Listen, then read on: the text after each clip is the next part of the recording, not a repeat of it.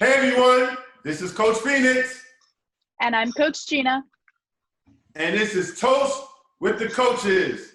Cheers. Cheers. Thank you everyone for joining us for yet another episode of Perspective, the show where we drink and talk about life, the universe, and all that other jazz. And again, I'm Coach Phoenix, owner and CEO of Role Model Life Coaching, where we focus on life transitions. At Role Model Life Coaching, we partner with our clients to help them navigate down the road of life towards a model self. And again, I'm Coach Gina. I'm a certified life coach and founder of Clear Focus Coaching. I specialize in boundaries coaching, setting limits with those around you so you can make space for you. I also specialize in empowering women. I help women to recognize their strength and potential in work, life, and relationships so they can face every day with confidence and intention.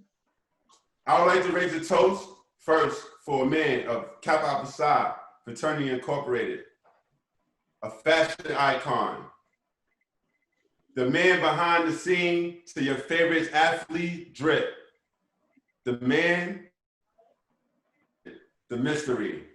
Ladies and gentlemen, toast to Dex Rob. Cheers. Cheers. What's going on, brother? Thank you for joining us today. What's going on, man? How are you guys? Hey, Gina, how are you? Great. We're doing absolutely wonderful. We're so excited to have you on the show today and to have our listeners. Yeah, I think our listeners are going to be super interested to hear more about you. I'm excited to talk more about my story. Let's get it. So let's get right into it, man. So Dex, I know you just a fashion icon, fashion stylist to the stars and everyone's favorite athlete. You also dabble into Hollywood, but before we get there, we need to know, the viewers want to know, who's Dex Rob? Can you start at the beginning? Okay. So I'm Dex Robinson. I hail from Philadelphia, Pennsylvania, by way of Richmond, Virginia. I moved to Richmond with my family, I want to say like the end of middle school, so like 8th grade. So I was like born in Philly, but bred in Virginia. So that's kind of like where a lot of my roots and everything is from. I went to school, high school there. I finished out middle school there. I went to college in Richmond.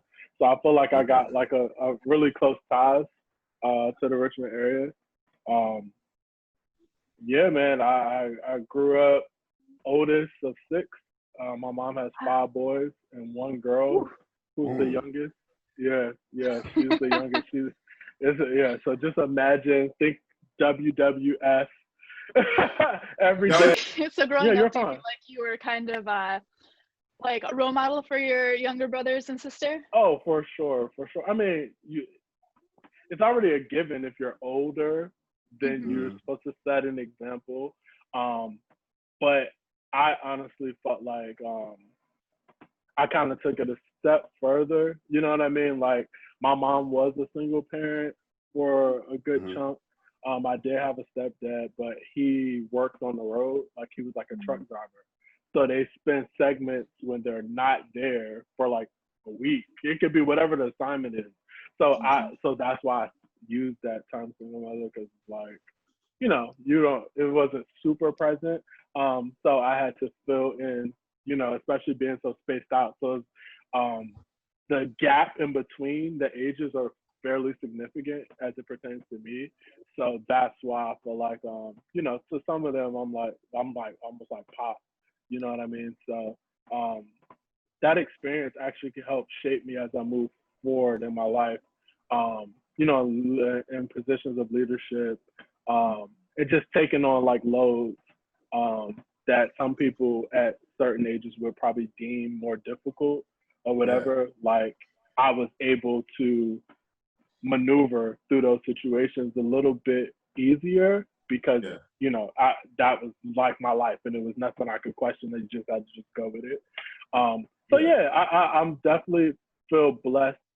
So that was that. I did high school, college there. I was an athlete all my life. You was an athlete. What sport you played? I played every sport, but mainly track and football.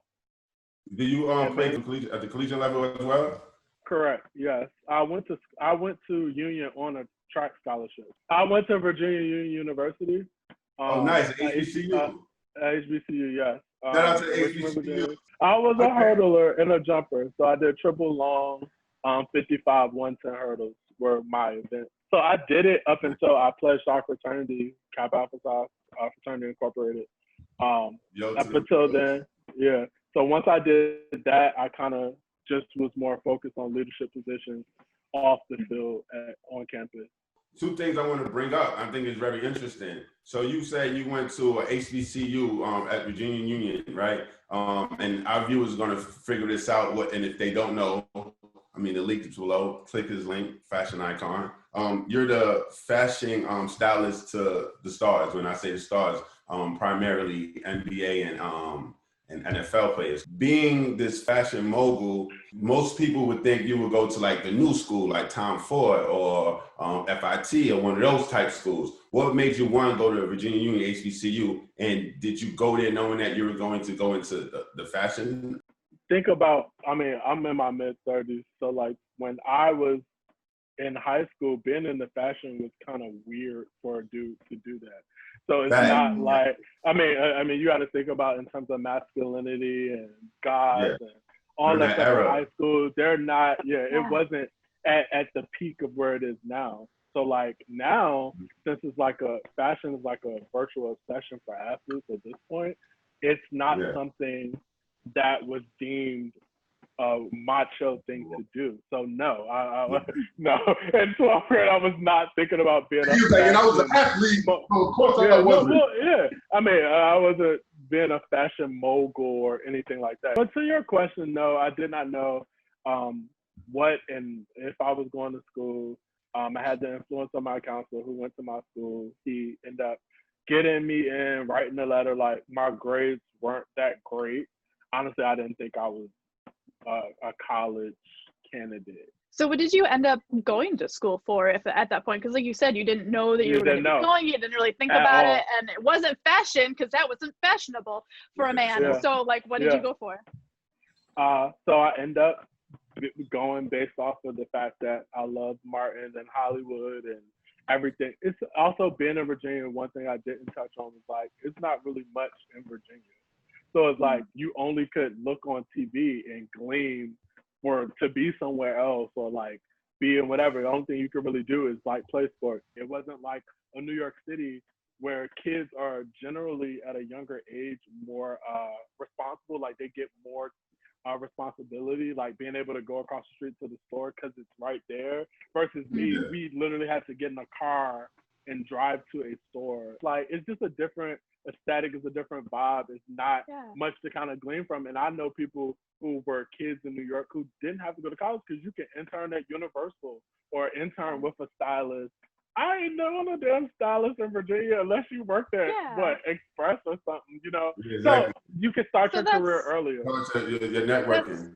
That's kind of what I'm hearing from you too, is that like being able to dream bigger than the area that you're in, like you have to look outside of that area because there's not as big of opportunities. And you being where you are now, how did you get to that? Because like what you're doing right now is that Martin level. Like you're doing it big now. You know, you're outside that area. So how did you get to that point? So that's what I was saying to his question. I chose mass communications because I felt like it was such a broad major where it covered mass. It covered multiple things. So if I wanted to be in front of the camera, if I wanted to be behind the camera, if I wanted to be in journalism or whatever, I could do those things since I did not know I was coming to school. So I was like, let me kind of find something where once I get in it, I can kind of maneuver. I feel like people treat me as if I'm a star already because I have some kind of quality about myself. So I felt like yes, I knew I was bigger than where I was at. So, but I didn't know it was going to be particularly fashion. I thought I was going to work in music or television or something like that. But I knew it wasn't going to be in Virginia. Mhm. So from the beginning of time, I knew I would be something bigger than whatever the other people I was around were going to So do. what was the first start, right? After college, you graduated from college, what was next? What was the beginning to growing your empire? Well, it didn't really start after college. It started like my senior year. I've always been into the internet. I've always been a connector via internet. So like the Black Planet, the anything you can think of, MySpace. MySpace. Yeah. Yeah. So and what was crazy is I was always The viewers great. might not know what MySpace is, but that's Oh, okay. really? Think Instagram on a computer screen for It sure. was like no, it was like more like Facebook. It was like a Facebook. So yeah, I grew up around it. So I was a super connector. So like when my Sweet 16 was out, I was looking at the kids that was on there and I was like, yo, these should be my friends. And I was like finding them on MySpace and we were becoming cool. Fast forward to me being in college and I connected with L.A. Reid, who is obviously a famous executive in the music industry. I connected with his son Aaron Reid because he went to Morehouse HBCU in Georgia. And we connected over the internet and we became cool this was through Facebook when Facebook first got started. And he was like, yo, I'm starting this blog called the AR Experience, which is the Aaron Reid Experience. And basically it was about like lifestyle stuff and like just being cool, like music. It was like a merge of all of those worlds. I managed his page and we had never met each other in person. And basically I was helping him kind of navigate because I worked at my HBCU's radio station. I was like, okay, boom. We're going to try to get you to do interviews with the other HBCU radio stations. And then I can help you with your blog in terms of like pictures and whatever. So like we just connected through that and me and him became cool. And that was like my first taste was like, okay, I'm going to do something in this space. I don't know if it's management, I'm not sure. And then me and him remain cool even to this day. And it was crazy that at that time I connected with people that I can lie to you not, like a good 70 to 80% of that network of people that I connected with off the internet are literally in the space of like entertainment and on a big level. Like I connected with this guy. Wow. Yeah. Like and at that time they were like it wasn't like that. Like I connected with this guy Sycamore, who's now like a manager for like YG. Like it was insane, like the discernment that I had for like people and where they were going, because I knew I was getting out of where I was at. I didn't know who was going to be my way out or whatever, but I was so you could identify talent early on. Yeah, I could just identify a hunger and a passion to just be great. That's what it was. Like I can identify a hustler, and those people I connected with now to this day, I be tripping because a lot of my friends, like, you know, so a lot of us are like verified on Instagram or have like these crazy numbers of like following, and we've been friends for over 20 years or 15 years. And I'm like, yo, it's so crazy.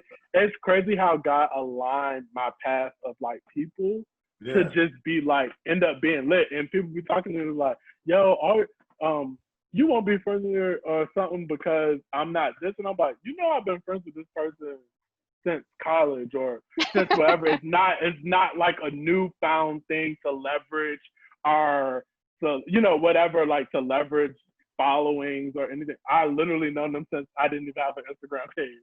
You know what I mean? So that was like the awesome part. So yes, it started then. I end up at a Kappa Conclave, which is like our national conference. I met a guy who's now my mentor, who I seen on MTV. His name is Eddie Blackman. He's a new from Chicago, and he actually was the head of Good Music when Kanye first started his first label, Good Music. Eddie Blackman was the first like head over the whole music label, and I had seen him on Bow Wow's My Sweet 16, right? And I remembered the name, and I walk in the suite, me and my line brother, and I see him, and I'm like, what the world? I seen that guy on TV, and I was telling my line brother, I was like, yo, he do something with Bow Wow, whatever. So I end up going over to him, I was like, yo, I did not know you were a brother. Like, I see you on TV. He was like, yo, he's like, what's up? Like, we start talking, we start rapping, we connected. Long story short, we exchanged information. He was like, yo, I'm in New York. He got me my first gig with Marvette Brito, who is a PR giant. She worked with the likes of like Mariah Carey, Shaquille O'Neal, Stephon Marbury at the time, Star Jones, like anyone you could think of. So I started my career there in PR, long story short. I graduated, moved to New York. The day I graduated, I moved to New York that night. And I came up, I had my interview, I ended up getting it, but I had already looked on like forums about my boss, my potential boss, and it was like, yeah, she's worse than Diddy. And at this time, this is when Diddy had the Making the Band, and he had made them walk to Brooklyn and all that stuff. And in the forum, there was like, Marvette is a shark. She eats you alive. You people don't last more than 2 weeks there. I was freaking out. I was totally freaked out. And what's crazy was she is actually Delilah James, like the twins, Diddy's twins' godmom. And I was like, yo, not only is she like him, she's connected to him. She's a friend. So I was like, oh, no, like, this is not going to be good. I go in there. She rode my ass. Like, she did not let up. She gave me the job, but I kind of regretted it. Like, the next day, I was like, man, this is not about to be good. She really was a job. Yeah, she stayed on me for sure. And now, back in hindsight, as now I'm a boss to people, I realized that like what she was doing was preparing me for a world that I had no idea I was going to be in. So you appreciate that. You appreciate that. Absolutely, for sure. And I mean, as it got to a point, I mean, later, where we had a conversation about it. And she was a Black woman leading a firm, and it literally was only maybe like 2 other Blacks in the office. And what she told me was, you know, one time I had did something wrong and I was super hard on myself. I didn't really know how to navigate New York like that. And she just came back to me and she was like, you know why I stay on top of you, right? And I was like, not really. Like, she was just like, life ain't gonna be easy on you. No one's gonna give you these passes, so that's why I ride you. And to this day, it's something that I live by. And I actually, as I start to hire people and I start to bring people under my wing, I let them know, you know, hey, like, I'm going to ride you. I'm going to push you to be your best self. And that's that. Yeah. So, yeah, I did that for a while. I didn't make a lot of money. It was $500 a week for the internship. But my background, so in college, I kind of did like retail. Obviously, that's where anyone in fashion would start, in like a Virginia or a Wyoming, wherever you would have to work at the mall, right? So like I did that throughout college every now and then. But I had always been into fashion subconsciously. Like, it wasn't something that I pushed out to the world, but I felt like I was a sharp dresser.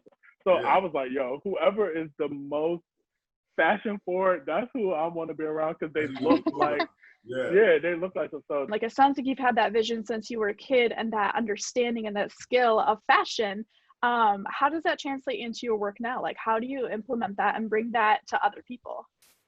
Yes, I think a common misconception about styling, since it's such a popular career path now, that people, because I feel like now, in this era, passion-driven like projects and like jobs are things that parents now, that parents back then weren't pushing your kids to be, right? So like parents back in the day, they were like, you're gonna be a doctor, you're gonna be a lawyer, you're a teacher, like very practical things.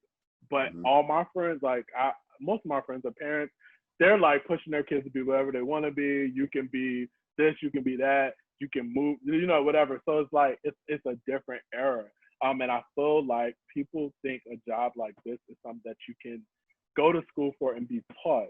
You can go to school and it's just really going to help you with coordination. It may help you with getting up, going through a day, but it's textbook stuff. But a lot of it is innate. Like, I think a lot of it is something that you're born with, to be able to be fresh, like to put together things in a unique way.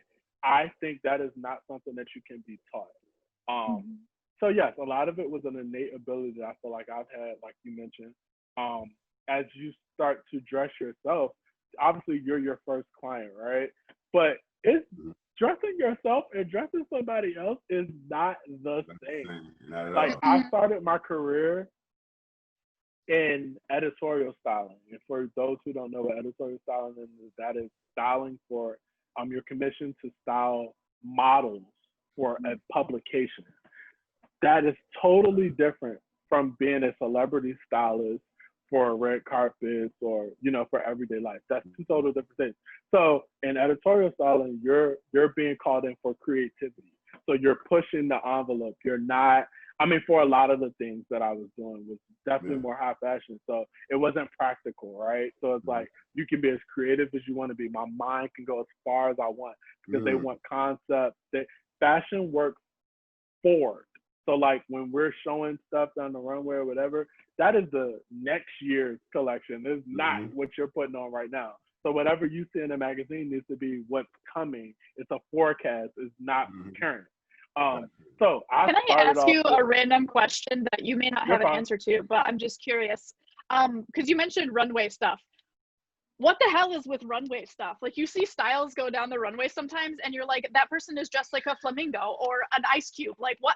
I'm not going to wear that. Like just said futuristic. It's future, yeah. It's not for but like, you do to people actually wear that? Thank you. I was going to ask you, do people actually wear that crap?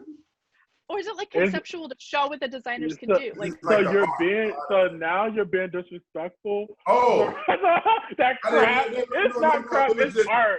It is art. Yeah, like I'm wondering, is this?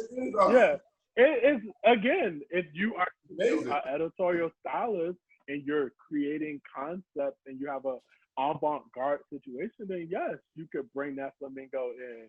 And the way, and depending on how it's shot, it could be something totally different. If you're a super creative person, you see things not through the eye of a normal. It's almost like you're from another planet. Like if you are someone who doesn't tap into that side of your brain, you looking at a TV screen or you looking at a structure outside, you just see a structure.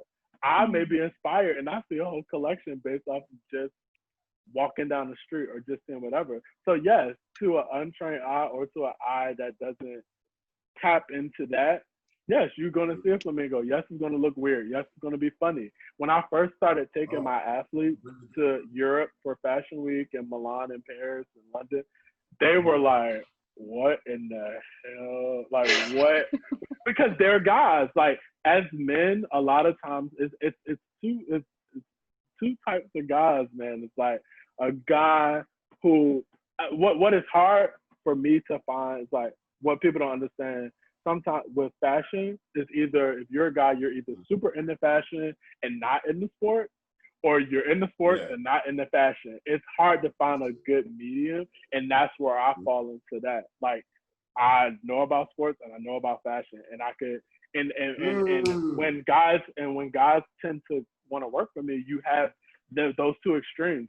So it's guys who are super dope at fashion, but your fashion and my athlete's fashion it's too progressive for them, right? And then like if you don't follow sports, it's kind of hard for you to work for me, because if I'm working for Bron and he just pulled his hamstring, but you don't know what a hamstring is, or you don't follow the game, and we're dressing him for something and you're just pulling the pants on him and he's have pulled his hand, you know what I mean? Then you're injuring my client, which would then therefore not be my client next time, because you don't know what happened the night before at his game. So it almost sounds like you have to like talk two languages almost to be able to connect those two things. You have to be fluent in both. You have to be fluent. And this is something else that I heard, Dex. So let's go back a little bit. What I heard in the beginning, you said you was into sports always. You wasn't really into school. Like, school was okay, but that wasn't your thing. But you was into sports. You was the funny guy, right? And then you said, I always been into fashion. Fashion was my thing, but I never thought I would be like a fashion icon, but like I like fashion. So you took things that you like, your passions, things that you love, and you found out how to create a company, how to make money, and you use your personality, being funny, being social, being a leader, and you merge those things together, and now you live your dream. Is that correct? Yeah, yeah. I like That's the way amazing. you, mix Yeah. that together. Yeah, for sure. That was the goal. I started Dex Rob in 2013. Oh, So wow. yeah, 2012, 2013. So the end of 2012. So I mean, I only was like a worker. I mean, outside of like college stuff, I only did corporate. I only did like corporate world for maybe 3-4 years. I literally was a nomad when I first got here because I was obviously doing the internship, but like I said, it was only $500. So I did like windows, like I would dress mannequins at different like retail spaces, and then at some point I ended up working for companies where they allowed me to do all the windows in New York for their stores to keep the brands consistent. all on one. Yeah, absolutely. So that's also a way that I kind of merged my PR experience and merged those things, because once I started doing the styling, the visual styling on more of a corporate level, like you said, in terms of consistency, in terms of making sure things were aligned, because branding wasn't really a word at the time. Branding is now a word that everyone uses. But yes, that's kind of how I end up getting like that experience as those brands were trying to communicate to their consumer, like, hey, we are one company, even though we're based in London. Because I worked for a company named Reese, and they were based in London, but they had stores in New York, and they were trying to still keep that aesthetic, but bring it to New York. So yeah, that was like an awesome, all of those were like awesome experiences that ultimately helped me and shaped my career, you know. Yeah. So Something that you touched on a little bit earlier that I've really been wanting to ask you this entire interview is, you know, you talked about in high school how like fashion was like not a masculine thing, like you don't do that. So being a man, being a Black man, going into fashion, like how was that experience for you? Like, did you feel like an outsider? Did you feel like you were making your own path? Like what was that like? And at any point were you like, fuck this, I'm not, there's no space for, you know, for me here and I need to just go do something else? Or what was that like? Great question, Gina. Great question. I love that. Yeah, I think that because of the type of personality I had, and what's crazy, if you really, really know me, you know I'm not super, super personal. Like, I mean, I'm personable, but I really like to be to myself because I grew up in a house full of people. But if I'm around people, I can be open, I can have conversations, you know, I can be fun, but like typically I like to be by myself. Because of my personality, I felt like everyone else kind of gave me a pass or like freedom to really express myself in that way. Because I was wearing, you know, skinny jeans before skinny jeans was really skinny jeans. I was wearing like skateboarding shoes. I was shopping at Hot Topic when my friends were shopping at like Abercrombie or something like that. Like I was trying to do something else. Like I was already wearing polo and double polo shirts and stuff. Like I'm from Virginia, so it's like Pharrell and NERD were like people that were like strong fashion presences for me. And at that time, that was who the it people were. Like NERD, you know, Chad and Pharrell. Then you got Kanye just starting. Especially during that time. Louis Vuitton Don. Yeah, like when we were in school, like he was the shit.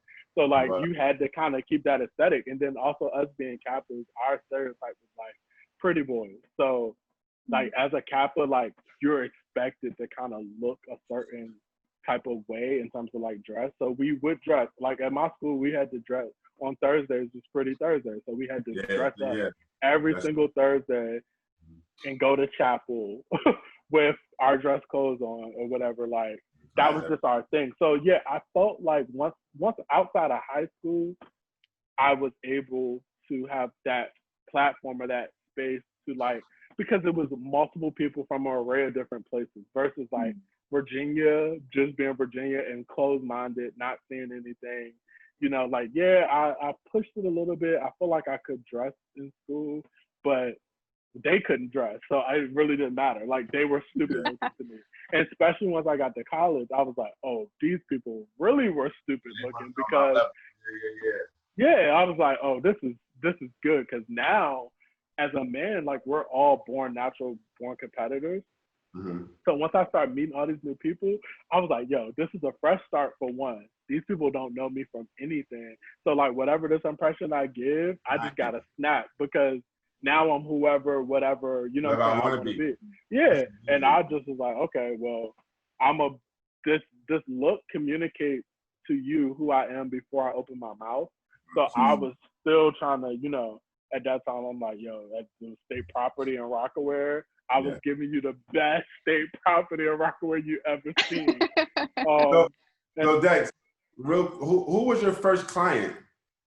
Like major star, who's your first break when you was like, when you start making like real, not even real money, because like you just to get your first in, like your first like well known. It wasn't I worked for other stylists for years before I considered myself a stylist. So I have worked for and done stuff for several celebrities because I worked for publications.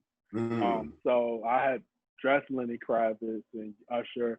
I had dressed several models. So mainly my main clients were models. So those were like the bigger top models, like, you know, your Cecily Lopez's and people like that who kind of champion like that space at the time. And with models, I don't know if you're familiar, but like models, they have it people for different times. Like right now you will see the same models in Milan, Paris, because once that model is it, everyone wants them in their show. So you're gonna see them in every show.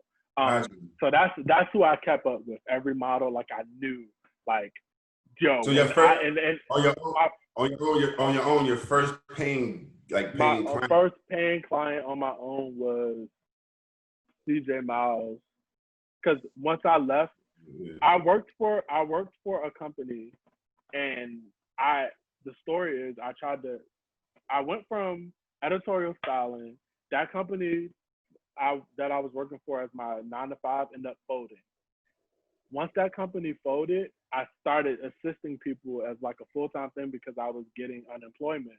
So I was able to like follow my passion and still have money coming in at the time. Right. So that kind of helped shape my life because once that company folded, I was able to kind of do whatever I want to do instead of like worrying about if I was going to have money. So I did that, and I ended up connecting with a WNBA player. This is how I first got into the sports space. She played for New York Liberty, and she had a company that was doing what I do now for male athletes, but for WNBA players. So like keeping their sense of femininity in the space. Also, just a shout out to WNBA players. They Absolutely. are fucking amazing. I live in Minnesota. Our links, the links, top. They kill it for sure. For sure. So I was in that space. So I was in that space for a while, and I tried to bring male athletes into that company. Once I tried to bring CJ into them to do it through them, they said we didn't have the bandwidth to do it. He offered me a crazy amount of money to dress him for his website. So basically, he came in like, yo, I see you hanging with that WNBA player that I work for. And he was like, and she called me her brother. So basically, when we would go to like all-star games or things like that, people they was like, oh, that's Cap's brother, like whatever. And they was like, yo, your brother's fresh. Like he can dress, this, that, and the third. Like, and all the NBA players. So I would go with her to a basketball practice where they practice in the same facility as the Knicks. So I would be around Carmelo and Tyson Chandler, and Mon Shumpert, and like these people like, yo, your brother's fresh, and that's how I kind of got that attention, right? Yeah, I know Mon Shumpert. He's in the fashion. Like I know he gets fresh. He all right. He's all right. He's okay. And so I tried to bring him in. They didn't let him. He offered me this crazy amount, and I knew I could produce that shoot for little to nothing. And when he offered me that, I told my boss, I was like, hey, like I tried to bring this opportunity, you don't really see it. And I took that as my time. I was like, look, I'm just about to step out on faith. I'm going to do this. I had never done it for an athlete on my own, and a male athlete at that, because that's a different arena, right? Like the WNBA players, I had to practically kind of beg for items because their money wasn't the same. Their platform wasn't the same. But getting a NBA guy, I knew I could ask for stuff and people would be throwing it at me. So I was like, yo, I'm about to come up. So I got my check. I sent them an email. I got the check from him, and I produced the shoot myself. And it was history. What's crazy is I set up the shoot. So CJ Miles was supposed to be my first client. Yeah. I did all the prep for it. Literally, the shoot was on Saturday. He hit me up like Thursday, and he had just got with the Cleveland, with Cleveland at the time. Yeah, they had mandatory workouts in LA, and he was a vet because he came in. He was one of the last group of guys that came in straight from high school to the league, and he wanted the vets to go out to work with the new draftees in the middle. And this was in the summertime. So he hits me up and say, Dex, yo, I'm so sorry, bro, but I gotta cancel the shoot. And he had sent me a check for $10,000 to produce the shoot, right?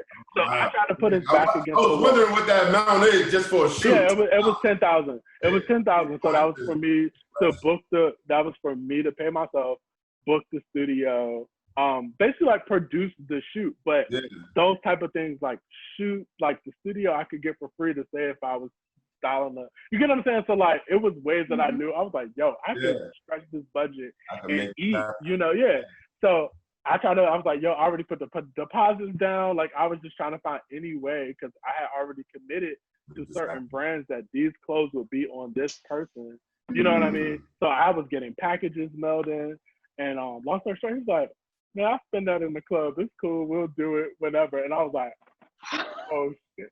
So this is it. I need to start my business. I can do this. So this is when Instagram did not have direct messaging on the app. It was a separate app. I start DMing everyone this one message telling who I was. Are you in New York? I'm doing a shoot for Slam magazine. I did not have a shoot for Slam. I knew the people at Slam and I was going to pitch the content to them after, but because I had worked for magazines. So I had already had contacts for magazines. So I was like, if I do this shoot, I can just pitch these photos and I can get them published because publications love content they don't have to produce. So I was like, let me just do it. So I reached out to everyone you could think of. Thomas Robinson, he was from DC, and being that I was from the DMV area, that's what I led with. I was like, yo, I know you're from DMV. I was like, yo, would you happen to be, and he was with the Trailblazers at the time. He was like, yo, I was like, would you happen to be down in DC this weekend? He's like, yeah, bro, I'm at home. It's the office. I actually was coming to New York. I was like, what? And CJ and T-Rob was actually the same position, the same frame, everything, like double X. So listen, I told T-Rob, I was like, yo, I'm doing this shoot. I'm doing this NBA lookbook. It's the best story. He was like, oh, bet. We didn't know each other from anything. We had the same last name. So he was like, yo, cousin, I'm coming up there. Like, whatever. We just connected. He came up, super cool. I had the photographer. Me and him, like, connected like we was people. I dressed him.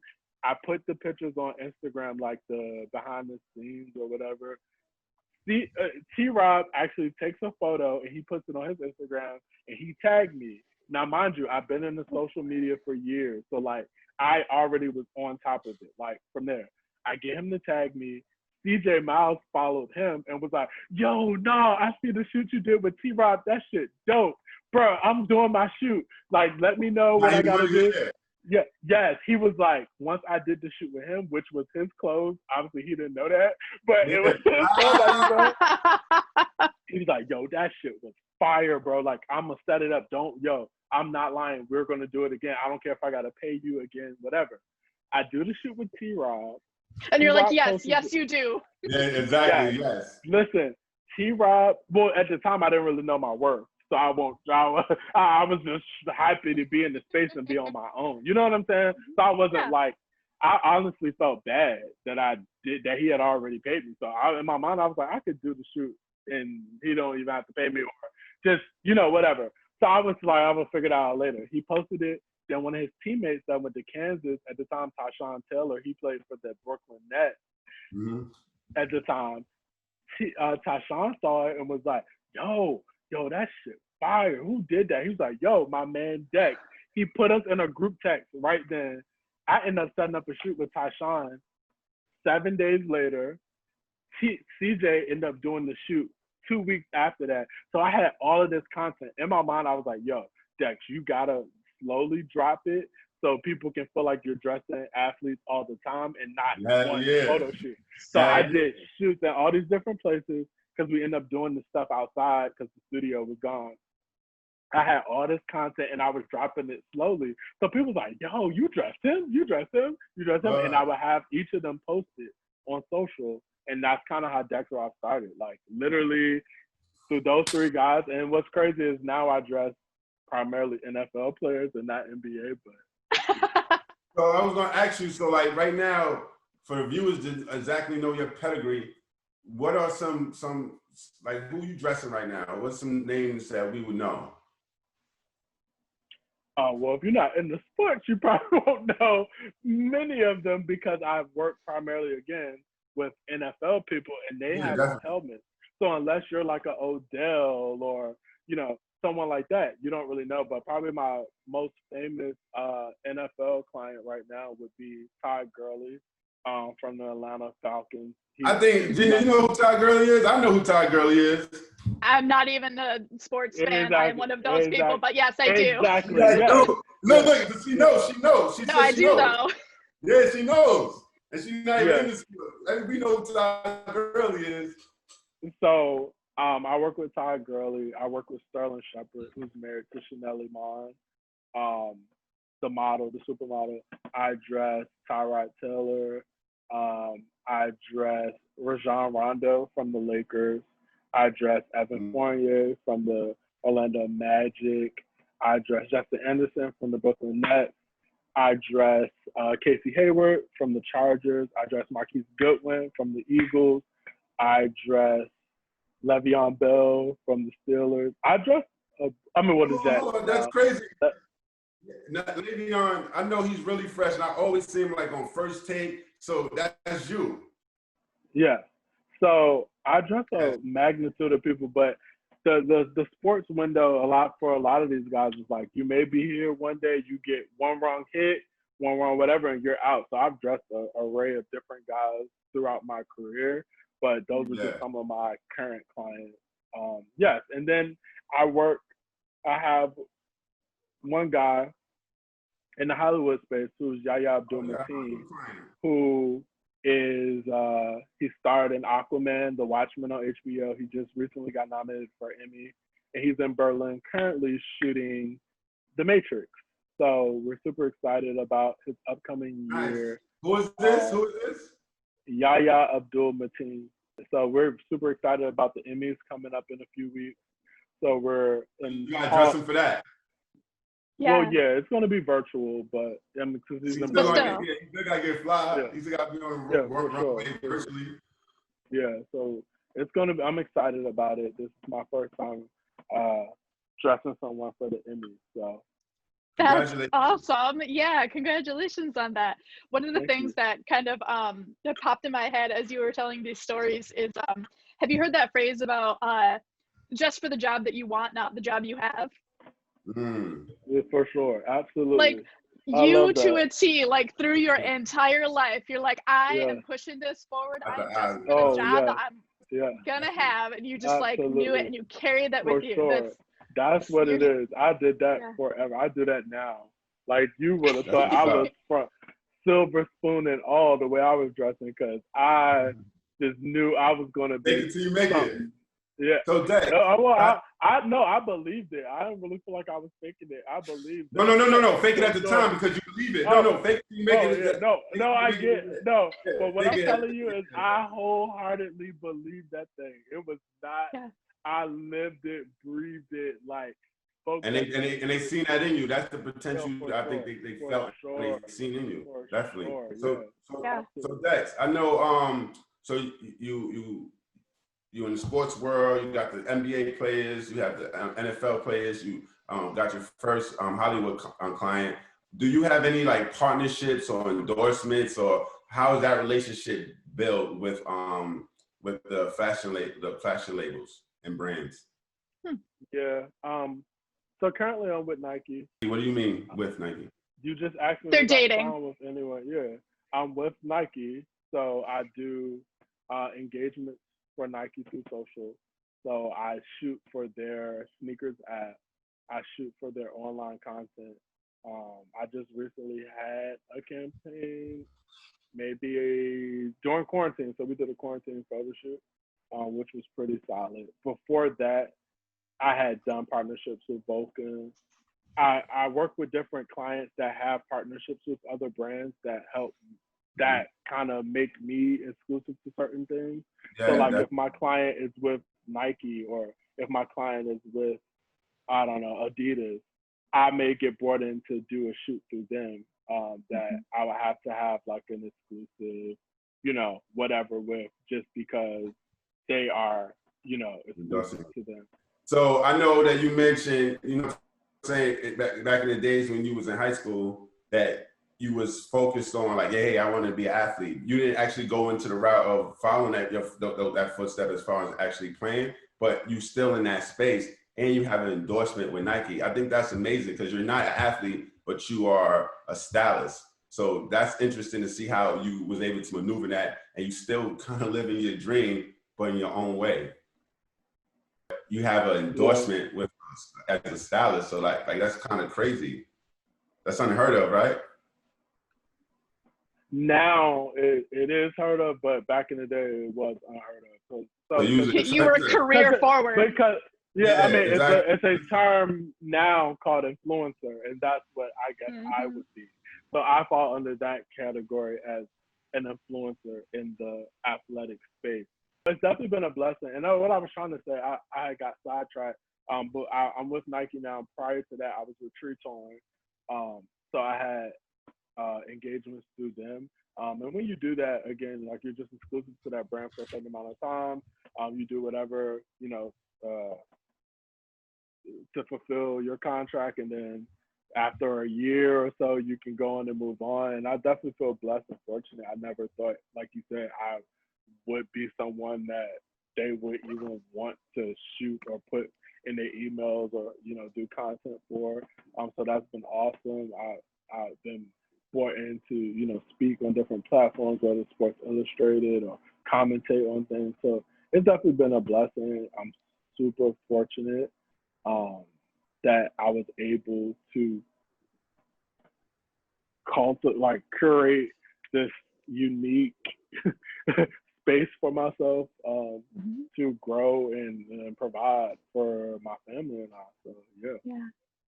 So kind of throughout your story there is a theme, much like a lot of people in successful positions, of having support, you know, that it kind of started off with your grandmother supporting you and, you know, scraping up the money to get you to college, and then your mentors and your coaches and, you know, these people who gave you opportunities in your career, that there continues to be this support system that you surrounded yourself with. And I'm curious, now that you have gotten to the point that you're at, I'm not saying made it, because you've made it, but you're still going to keep pushing. Like you're the kind of, you're going to keep going. Absolutely. But I'm wondering, like, what are you doing now that you're up here, like, what are you doing to kind of pay that forward and be that person that you had in your life to be that support? Great question. Well, not thinking I'm here. I'm still growing and the ceiling is not there. So Phoenix keeps referring to me as an icon.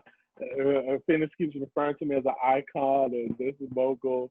And I literally am in the streets with the people. I don't let that get to my head. I try to be with humbleness. I understand that, like, I just don't ever want it to get miscommunicated, like who I am based off of what you see through social.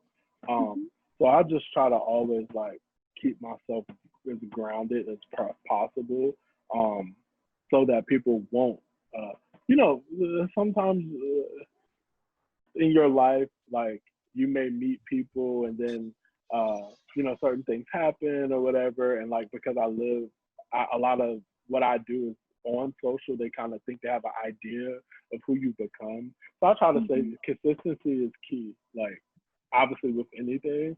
So even, you know, like I always craft out time to make sure that I'm still connecting with people who I care about, in terms of my employees or people that I work with, I try to connect with people who I see something in that I feel confident in pouring in all the knowledge that I've accrued over the years. So even with my one of my sisters is my brother. Two of my sisters are from my neighborhood. I live in Harlem. So I saw something in them. One of my sisters I met in the corner store. And he had knew me from Instagram. He was like, yo, I be designing stuff. He started pulling out his phone, telling me about it. And I was like, yo, that's dope, da da da. We're now uncle to his kid now 4 years later. You know what I mean? So it's like, that's definitely like my number one goal is to make sure that I'm someone who wasn't me, who didn't really kind of know like how to finesse this space or like maneuver in it, letting them know this is a space. It actually is lucrative. You know, if I've even dealt with people whose parents who went through school like me, graduated, got a degree, and now in this space that really don't have nothing to do with their degree, and their parents like, well, that ain't work. You ain't got benefit or whatever, you know, this, that, and the third, and just helping them like deal with that. Like, yo, listen, obviously, you know, parents don't be on Instagram. Obviously, they can't see what we're doing, but just keep being positive. Tune out all the noise. Like, do the work, and it's gonna pay off. Because I mean, fortunately, I came from a household of parents who kind of let you find your way. Like, my mom wasn't like super like, you need to do this, you need to do that. Like, my mom was more of a parent who was like, okay, you ain't doing nothing bad. As long as it's positive, you're not out breaking the law, I'm going to support you. And now as she look back on it, she's like, yo, my mom freaking brags about me all the it's sad. I feel bad sometimes because my other siblings, because my mom is like, Mom, you really got 6 kids. You got to chill out. Like, I know I'm doing this, but she sweats me, and I love it.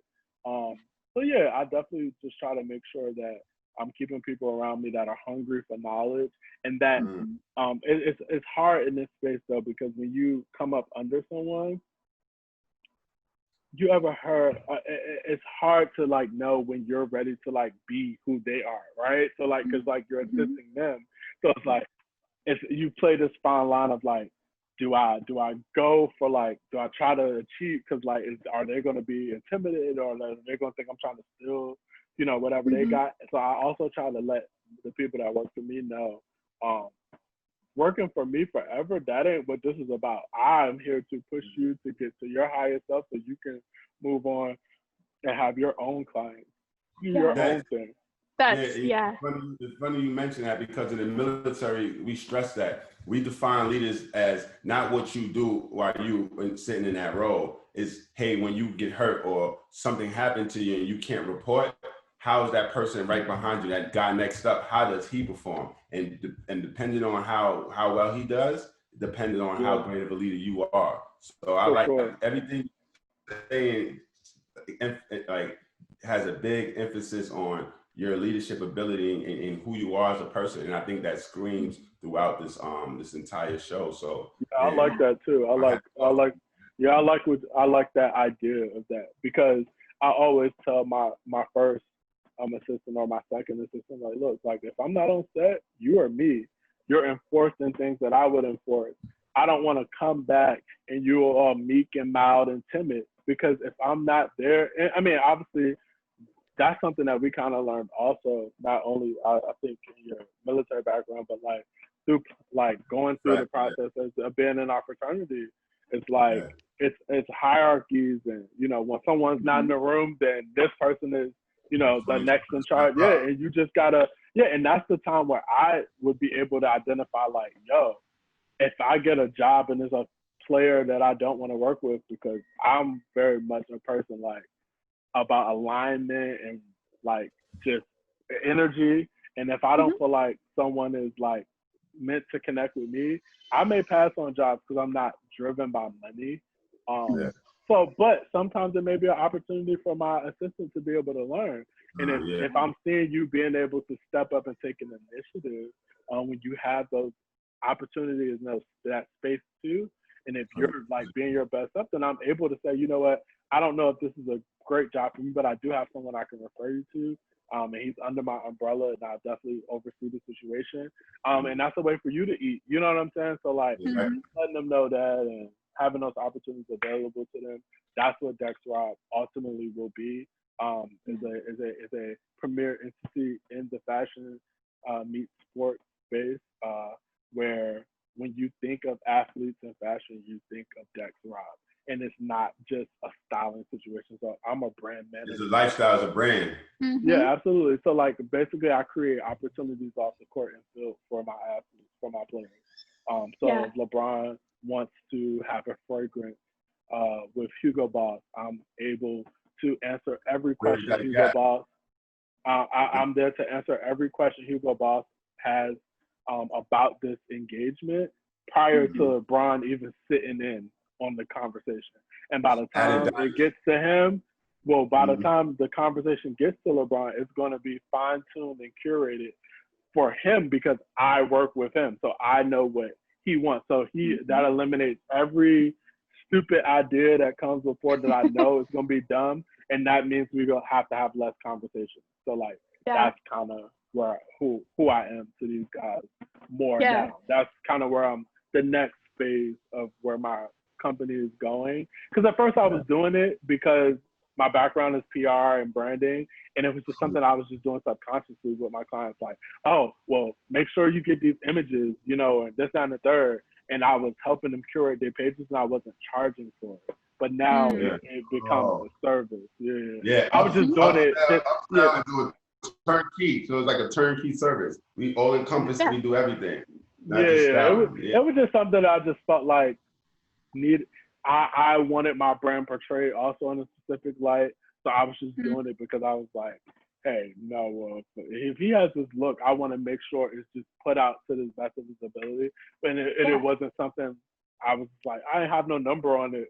I was just doing it for the love. But now, you know, I know it was something that added value to each client because I saw them coming back year after year. Like I've worked with, like Tyrod, I would say is probably my muse in the NFL space. And I've been working with him through 4 teams, you know what I mean, for years, through Super Bowls, you know, and stuff like that. So like to see them be able to come back to me season after season, definitely, I guess it would speak to other people because a lot of a lot of stylists don't stay with those clients throughout their careers. Like you probably dibble and dabble with people. I mean, it's definitely becoming more of a thing, like for athletes to have a stylist. Like back in the day, they would just, their wives are typically, their girls or their wives are typically there. And then that's most guys. Like most guys. Do you style any of the wives as well? No, I don't dress girls. I didn't know they like. Have I before? Yes. Got it. No, I know.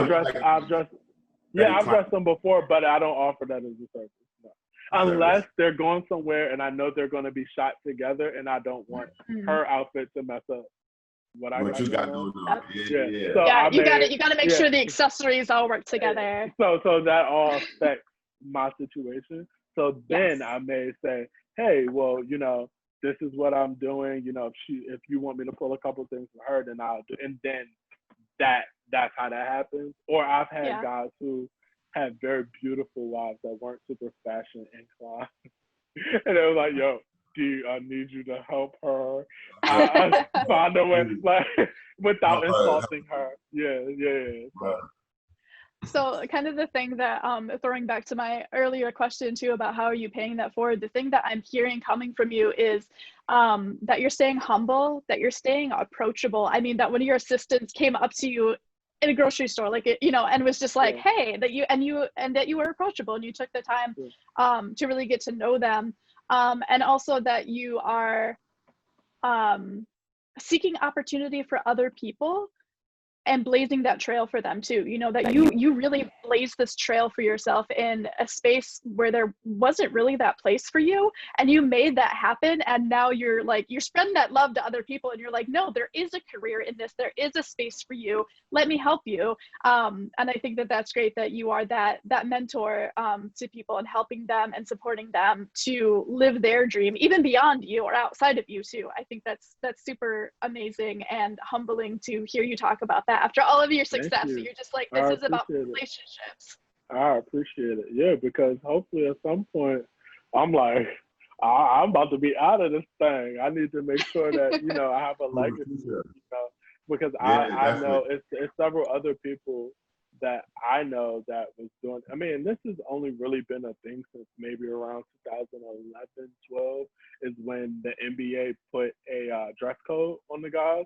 So it's maybe one woman, Rachel Johnson, she kind of started off with LeBron James, who kind of pioneered this unique space.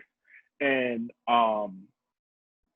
it's most of the people, I would say that at least notable, who maybe have like your Chris Pauls or your Carmelos, your D Wades, like all of the top guys came from under the Rachel Johnson umbrella. It's literally maybe only 3 or 4 of us that are like pretty prominent in the sports styling space, that maybe 2 or 3 that didn't come from under her. Like literally, it's only a small group of people that didn't assist her or work with her in some kind of capacity, and they're all women too. Like Rachel literally brought girl. So when you think of James Harden, PJ Tucker, all of her girls that assisted her have all of them, like all the top players. That's it sounds like she's the Bill Belichick of the fashion style. Absolutely, we pay homage to her. I just did a piece with Slam Magazine.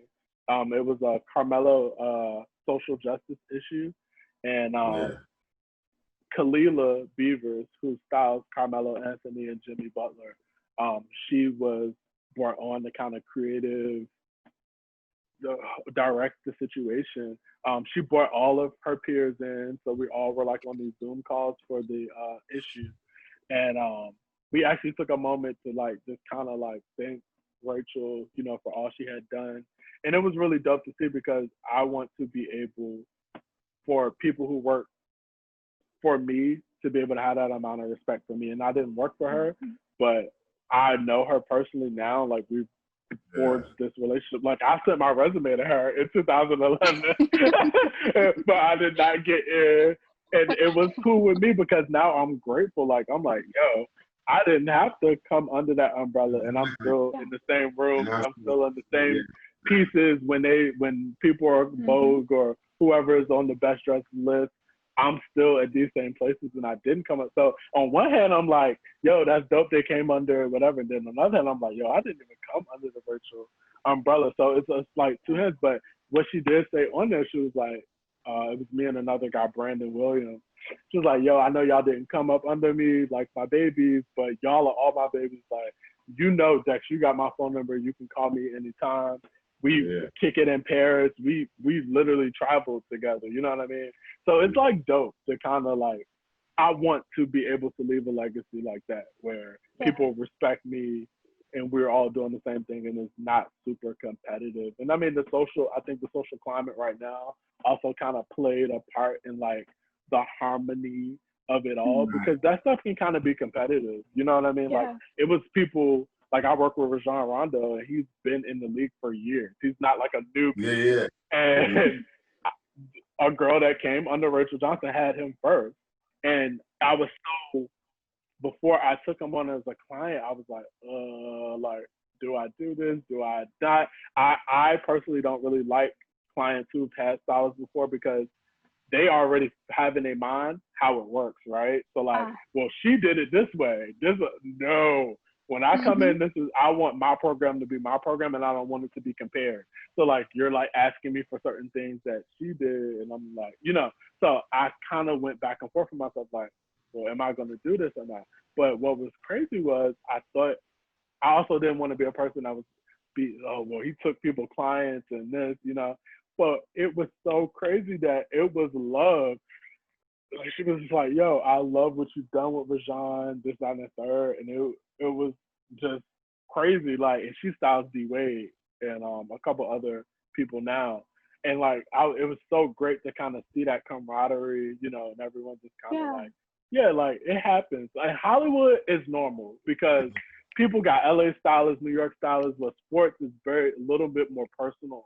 It's something like you really forge like real relationships because you're with them. It's like an everyday thing. You're not dressing someone for a red carpet. Like I dress, and and honestly, I kind of handle my Hollywood clients like how I do in my sports space, but typically it's not like a super personal thing. It's like you go in, you dress them, you go on. I mean, some people become longtime stylists, but it's not super, you know, like a intimate thing, you know, where y'all become like besties and stuff. So. So going back to like your question, Gina, and Dex, you did a really good job answering that. Dex and Gina, I agree with you about saying Dex. I really appreciate the fact that you live in Harlem. Like you said, like you humble enough you stay within the community and you met one of your current assistants in the bodega. And that's how y'all gave that relationship, and he became your assistant because he was following you and was like, hey, this is someone that I like on Instagram. He approached you. But I have a program on the role model, a nonprofit that I'm moving towards. It's called A Tangible Me. And I think you and I discussed that in the past. And that, Dex, I really feel like you are that tangible me. The reason why I say that is because a tangible me is an individual that is from the same neighborhoods as their mentees or the people that aspire to be just like them.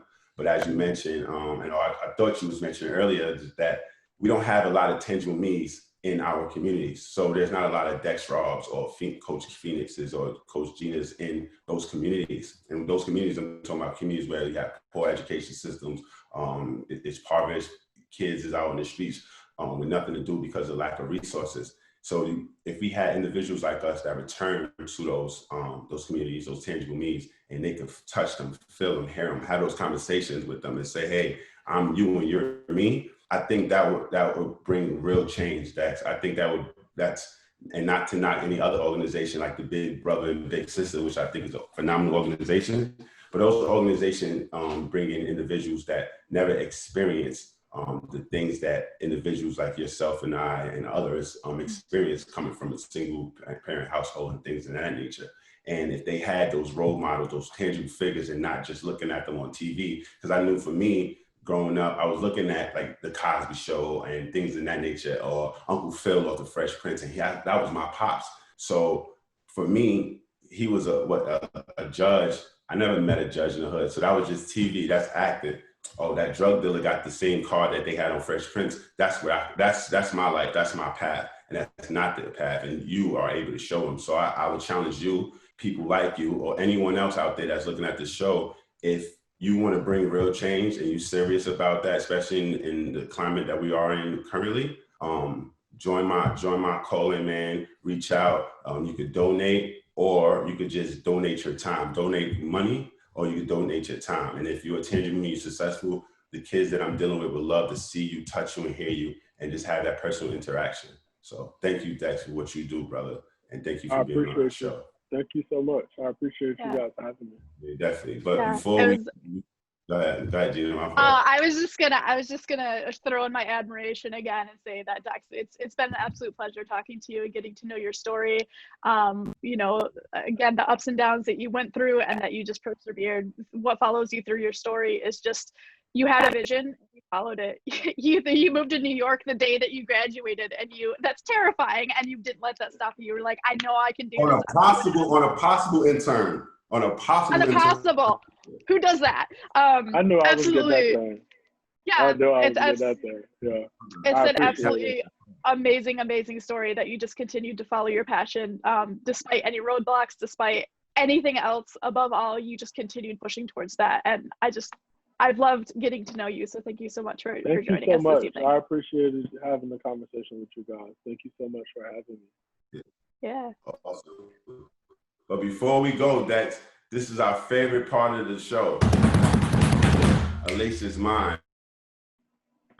What we call our thing week. During our thing of the week, we explain or we provide our viewers with something that inspire us throughout the week, or just something that they could hold on to it. Let it be a quote, a movie, or just a saying or a story that they could hold going into next week until we see them again. So I'll let Gina go first with her thing of the week, and then I will go with mine, and we end the show from there. Gina? So my thing of the week is a little bit abstract, I guess. My thing of the week is what's inspired me. It's been the community, the people that I'm surrounded by, the people that I meet, like Dex, everybody that I continue to meet through this show, and even the friends that I have been looking at who have been supporting the show, our followers, our listeners. It's been super inspirational to be doing this and to be meeting the people that we meet and hearing their stories. So that's my thing of the week. It's just, I think, look around you and look at the inspiration that you have that surrounds you, because there's so many amazing people around us. That's awesome. Absolutely, Gina. So my thing of the week, I would like to share a story. So a son calls a family member to let him know that, hey, they're happy since their plastic surgery. They had surgery because growing up, they felt like to be masculine, you have to have muscles, and your chest and your body should look a certain way. So in their strive to continue to be that person, they had plastic surgery. But this son in the past dealt with this issue before. The issue turned him into a drug addict, where he fought years to clean himself up and become an amazing young man. So at the peak of his life, money in the bank, able to have this plastic surgery, which cost him $8,000, making six figures at work, loving his job, brand new girlfriend, close with his family. He calls and he tells his family member about this surgery and say, man, I love it. My confidence is at 30%. After talking about for about 5 to 10 more minutes, he said, okay, I don't want to talk to you anymore. I'm going to take a nap. I'll talk to you later. That son died. I went to a funeral that life is really short. I experienced death millions of times in the past, being in the military and being from Brooklyn. But most recently, this is my most recent experience, and it had me stop to tell you all what I experienced, and that is, you don't have tomorrow. So when you say, hey, I see you tomorrow, or you argue with that person and say, I call him tomorrow, or you thinking I do it tomorrow, you don't have tomorrow. What are you doing today? Are you living your model self? Ask yourself that question. Thank you for joining us. We love you. Take care. Coach Phoenix, Toast with the Coaches, Coach Gina, Dex, we appreciate you. We out. All right now. Cheers. Cheers.